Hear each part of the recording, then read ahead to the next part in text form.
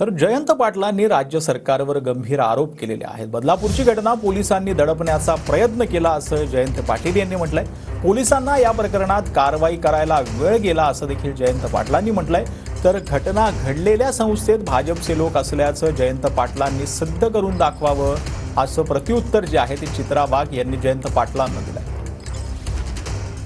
आज बदलापूरची घटना का घडली तर पोलिसांचा दुर्लक्ष, संस्था चालकांचं दुर्लक्ष आणि झालेली घटना दडपण्याचा त्यांचा प्रयत्न, याच्यामुळे जनता रस्त्यावर आली।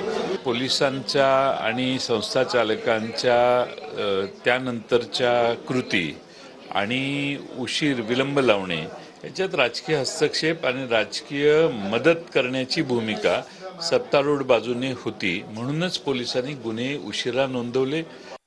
माझं आव्हान आहे जयंत पाटलांना, त्यांनी दाखवून द्यावं की यामध्ये फक्त भाजपची लोक आहेत किंवा जयंत पाटील आणि अख्खा महाविकास आघाडी।